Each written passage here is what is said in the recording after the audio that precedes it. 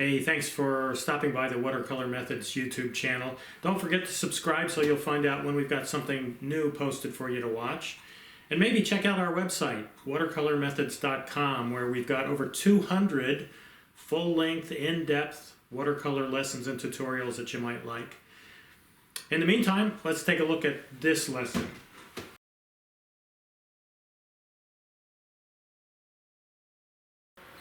In this lesson, we're going to do a sketch, really. It isn't going to be a complete painting. It's just a quick, little, simple scene, kind of typical of what you might find in a landscape painting.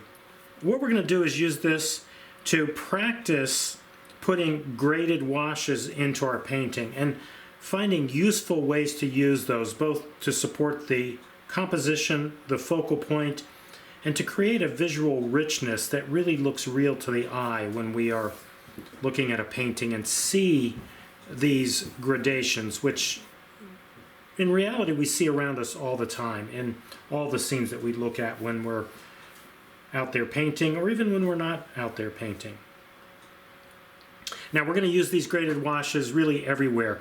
They're great for the skies. We're going to put a graded wash in the sky. They're great for simple but really beautiful and again realistic looking skies for your paintings. We're going to do that first, but we're going to do graded washes really in all of the areas of the rest of the scene as well. The background tree line will get a graded wash. The ground planes, we've got a field coming in here and then a road coming forward, a little bit of field here and here on either side of the road. We're going to use graded washes in all of those. We're even going to use small washes, but they're going to be graded washes on the sides of these buildings, which will again give us a real nice sense of light and strengthen our composition at the same time. And that's what we're going to do in this lesson. You can get this drawn on your paper. Again, pretty simple layout. There's a few sort of combinations of buildings, a barn building here and an attachment. Really, that's the farmhouse back there, and then another set of farm buildings right here, a bigger building with a shed on the front. Some easy shapes for the ground plane areas, the fields, the road that comes in this way from the left and then curves back to the left, goes to the right and then curves back to the left, and then just kind of a squiggly line back there in the background which represents that more distant tree line. And that's all you need on the paper. There is a drawing layout that you can download. Click that link above and you can download this and trace it onto your paper if you like. That download also has a version of the finished painting as well, which you'll have for reference. We can take a look at the palette, which really it's a simple set of colors. This is going to be more or less an autumn scene. So we've got 5 colors on the palette: ultramarine blue, cobalt blue, I've got some cadmium red here. This is burnt sienna and raw sienna. We'll use all of those colors. We are going to use a version of green or yellow-green on the ground plane. We'll mix that actually using our cobalt blue with a little bit of, I think, my cadmium yellow, which is right here in the well. And that's what we'll be using for the ground plane. Simple brushes. I don't even know if I'll use them all, but a handful of rounds, large, medium, and small rounds, and a rigger perhaps for some of the work at the end. Although again, it's not really a finished painting. It's really just a sketch to practice doing those graded washes in those various areas on the painting. So go ahead and get the colors out, and I didn't get out the cadmium yellow, but I will get out a little bit of that. Again, we'll be using that mixed with cobalt blue for the yellow greens that are going to be on the ground plane in the painting. Go ahead and get those out and ready to go. We'll take one last look here before we jump in. And again, this is going to be a really quick video and a really quick exercise. Again, with the objective of just showing you how you can effectively use those graded washes in your painting to create, again, some visual richness, but also to create some nice compositional elements and structure for your painting, and actually in one way to sort of bring some attention right to your focal point. In this case, our focal point is this building here in the brightly lit front face of it, with the light sort of raking in from the right. Again, it's an autumn day, I guess late in the day in autumn. light is striking the front of this building pretty directly, and so it's going to be mostly white there. And we can use our graded washes to kind of help lead our eye into that focal point as well. Let's start in the sky. Again, graded washes are terrific for skies. Getting them darker above and then lighter as they work their way down. I'm going to work right into that tree line. And we get them lighter essentially just by adding water. In watercolor, water is actually our white. And just by adding water, you lighten the color, and you end up with a really nice graded wash. And you can, in those skies, maybe if you wanted to make that a little bit darker at the top, you can mingle that right into that already wet wash, and you get that nice gradation. It looks so beautiful in a sky. This is one of the best ways actually to use graded washes in a painting, is to use them in your sky. Again, they create these beautiful, fluid, glowing, transparent passages that work just so well in a sky. Now, I think before I go on, I'm going to dry this. I did get some of my sky color onto the ground plane. I didn't really want that. I thought I might work in dry into wet back in that distant tree line, but I think I'm going to dry this first. So go ahead and get your sky in, get it dry, come back in, and we'll keep on working. So there's our finished sky, the graded wash, nice and dry now so that we can paint over the top of it. But again, the nice change from darker to lighter as it goes from the top to the bottom. Now there's an edge here, kind of where maybe it looks like it's a bit hazier back here and less so higher in the sky. Even if you have an edge like that and the gradation is not quite as smooth as you'd like I have in my sky, that's okay, because that edge is nice and soft. So there's still a nice transition, a nice change between those two areas, and a good connection to keep that sky all connected together as one big shape. We're going to go back in here and do our tree line now. And again, this is an autumn day and it's mostly autumn colors. We're going to start with lighter colors actually to the right, get them gradually darker as they move towards the left, and especially in here where we want some good dark contrast against that brightly lit face of that building. This is one of the ways that we'll be able to use some graded washes to help us with our composition, and in this case help us really bring attention to that focal point right there. Again, I'm going to start with my raw sienna. It's a light color. It's really a neutralized yellow-orange color. That's really what raw sienna is. I'm going to put that in, again, pretty light over here, and I'm going to add water to it to really lighten it even more and let it fade out to the edge there. And then strengthen that color as I work my way towards the left. I do want to paint carefully around the roof lines of those buildings.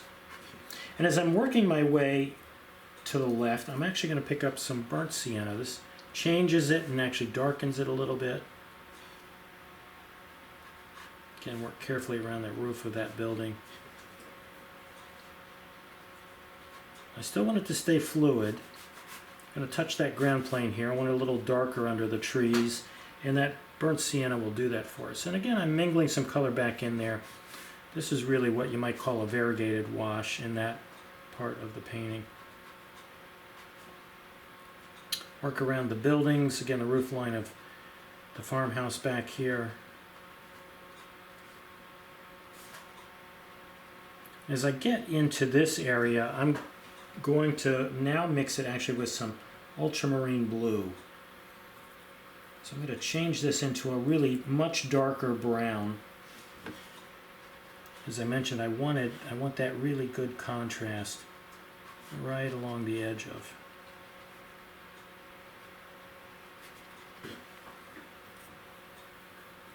Right along the edge of this building, where we're going to have some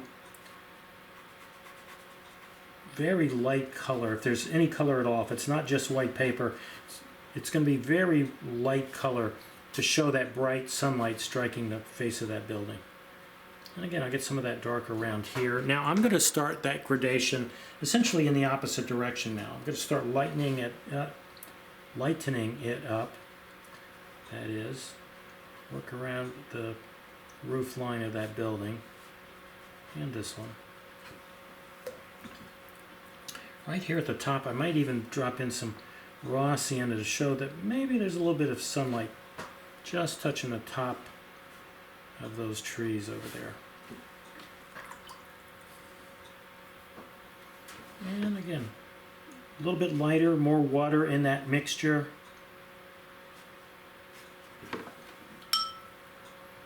I'm going to switch back to my raw sienna, which will lighten it even more.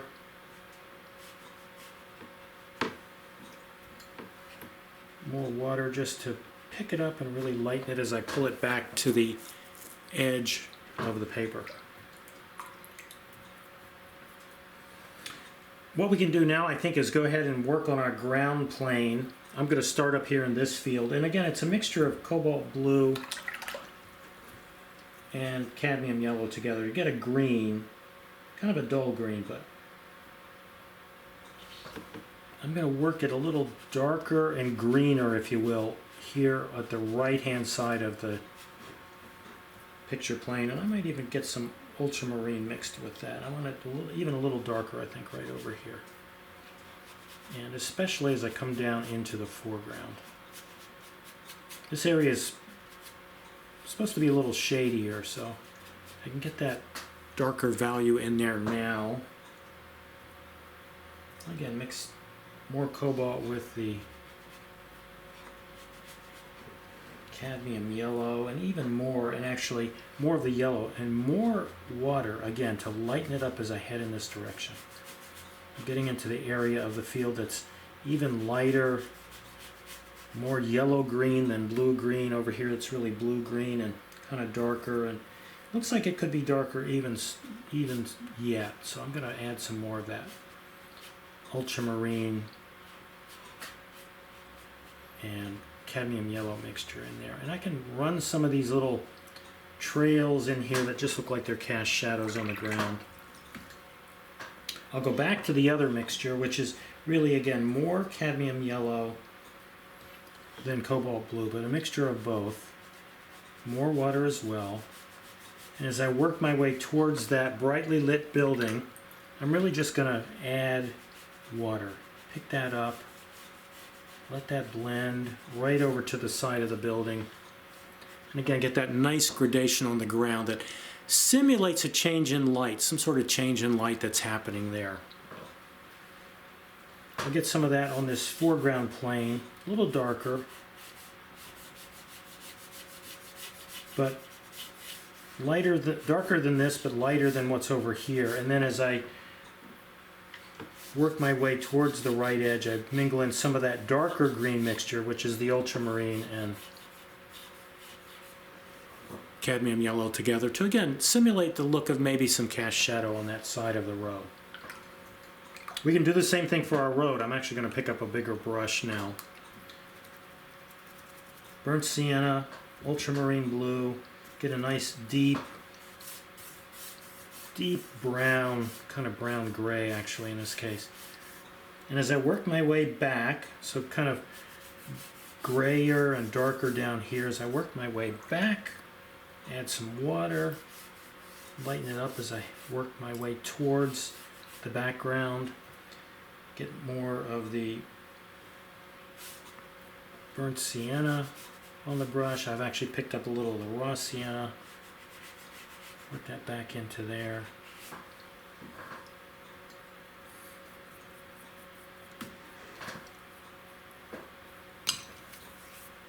And hopefully you can see, again, a nice light effect that's occurring. Again, looks like shadow on the ground here in the foreground, and then more sunlight catching both the road and the fields back in the middle ground where the buildings are. Go ahead and get this done. I've left some spots of light here that I might not, some white paper showing that I might want to fill in a little bit. But other than that, I'm pretty happy with what I've got. I'm going to dry this, and then I'll come back in, finish up on the buildings, and we'll be done with our little exercise. If you're not quite here, then certainly bring your painting up to about this level. and then get it dry and then come back in. So here I've got my first few layers of paint dry, and I want to point out what we've got in terms of, again, a nice light effect and the beginnings of helping out our composition by really getting some good contrast where that focal point is, which is right there. And I also want to point out one of the dangers of doing graded washes and working and alternating really between adding paint and then adding water, and that is that you may end up with a bloom, and I've got one actually right here. Now I've got areas here where the colors have blended, the foreground colors have blended with the background tree color. I'm okay with that. Those aren't really blooms, those are just blends. But this dark edge creates kind of a sharp change, a sharp edge between the color here and the color there. That I want to pick up, and I'm going to do that with really clear water on my brush. I pick up clear water. I'm just going to gently brush over that. And if you've got one of these, you can do the exact same thing. And what I'll do is pick up that dark edge, which is really excess color that got pushed along the edge of that bloom and then dropped when the bloom stopped. I can just pick that up and blend it out into the rest of that shape, and it's really gone. We really can't see it any longer. And again, if you have that problem in your painting, you can simply do the exact same thing. All right, I'm going to switch to a smaller brush. Like I said, this is supposed to be a quick exercise, trying to keep it under 20 minutes, and I'm almost there. What we're going to do now is paint the sides of the buildings. Now, the light's coming from the right. It's lighting up, in this case, really the roof here and the front of the building, the front of this shed, a little bit on this part of that building. But the sides are all in shade. They're not catching direct light, they're in shade. And this is another great use for graded washes. And we're going to start, these are all, this building, these two buildings are barn buildings, and they're essentially red buildings, you know, typical, right? Red barn buildings. I've got cadmium red on the palette. I'm going to mingle it into this puddle that's kind of this gray, blue, brown that I used in other areas of the painting. And I'm going to start on this building. Oh, bad place to start because I already had clear water there. Let's pick that up.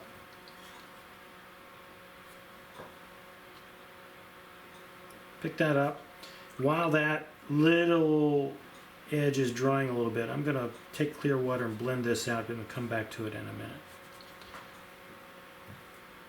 Instead, I'll go over and start on my main subject, my barn over here. Now, I'm going to start with kind of a flat wash. I'm painting carefully around the edges of the roof.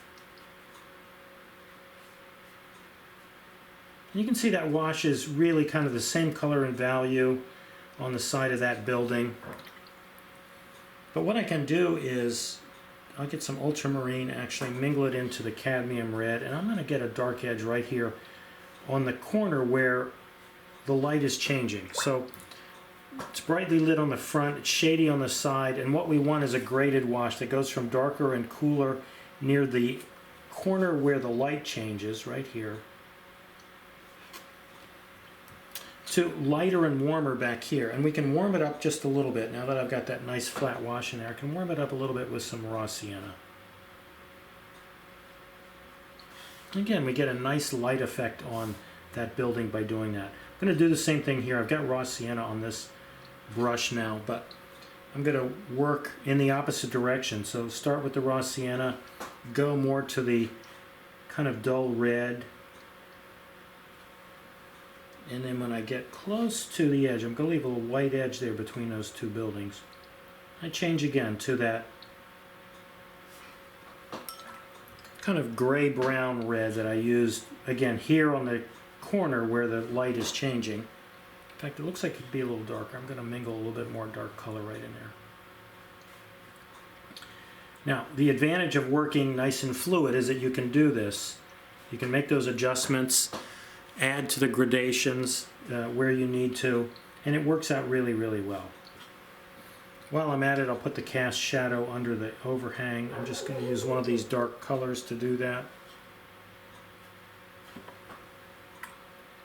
And you can see the light effect on the building. Nice bright light now hitting the front, shady side with a pretty dark value and color right there at the corner, again where the light changes, and then gradually lightening and warming as it goes up here as the bounced light from the field bounces some additional warm and brighter light into that corner of the building. I think it's dry enough here that I can go back and do essentially the same thing on this little farm building. Again, darker here at the corner.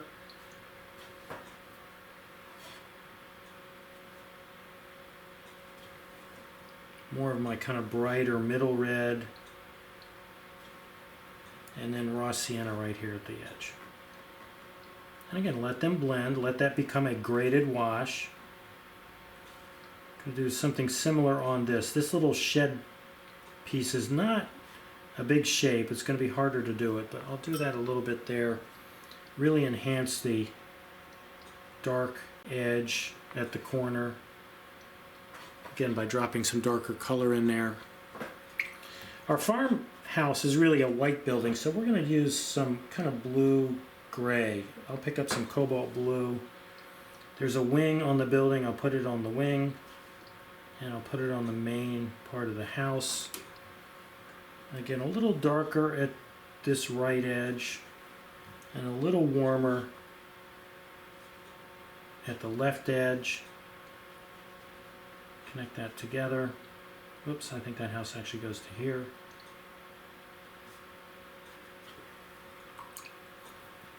I do have some blending going on here because that area of the field was still wet. I just picked that up, clean the brush, blot it out, pick it up a little bit.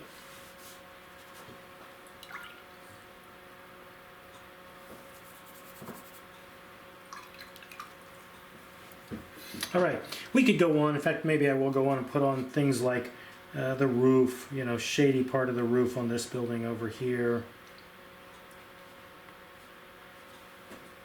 Get a little bit of warmth under the overhang of the roof of the larger barn. Get these two. Now I think they're dry enough. I can connect that, remove that little bit of white space there.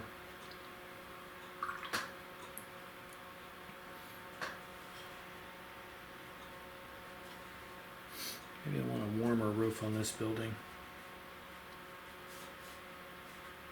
And they're blending together, but I'm okay with that.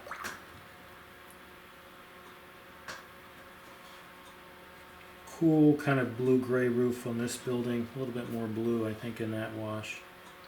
And again, a little darker at the edge where the light changes, and a little bit of warmth over here to the left. We'll mark on the roof of that building. Let's get some good dark green. Put in some cast shadow off of this building, between the buildings. A little off of the big barn here. Maybe another dark mark under the edge of the trees over there in the background. And again, I got blending going on here. Just keep picking it up. Clean the brush, blot it out. Pick it up.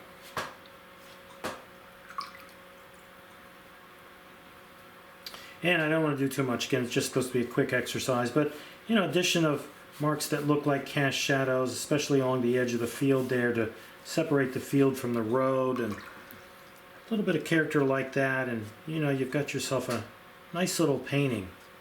But the real value of what we did is to get those nice graded washes into our scene. To use a graded wash, you really have to work nice and fluid, really wet into wet. And what that then does for you is gives you these nice glowing, transparent passages of the painting. So you get that nice glowing sky. But even back in the trees, this area looks like it's catching some of that brighter light from the right, and these areas of trees not catching quite so much because they're a little farther away. Those graded washes also sort of lead us into that really light area on the front of this barn, doesn't it? So compositionally, they really help us as well. And then the other real effect is the light effect, because it really looks like those changes in light, those subtle differences in the light that's catching the field here versus the field there, and the cast shadows that are coming across the ground. And those subtleties that we see now in this little painting exercise are the same as what you see when you are out in the world taking a look at a rural scene like this, or even a city scene, or really just something in your neighborhood. You'll notice those real subtle changes in light that occur in nature. And these graded washes simulate those really, really quickly and really, really easily, just the way we've done in this exercise. Okay, I hope you came out with a really nice result and you're happy with it. If not, I can say that it's tough to get a handle on these graded washes. Managing the water and the color together, getting them to blend nicely together, as you saw even there, I had a little bit of a bloom. Getting that to work well for you over and over and over again very consistently is a little difficult, but it does take practice. So I would just say practice. Again, that's a little longer video than I wanted, but I got about 25 minutes into this. Practice this over and over again and find compositions of your own that you can try these very same washes, these same graded washes, taking into account again where the light is coming from and how you can grade, especially darker to lighter, towards your focal point. So give it some more practice. Pretty soon you'll be doing these quickly and easily. You won't be thinking about them. It'll increase actually the beauty and the professionalism in your own work, and you'll, I think, be really, really happy with it at that point.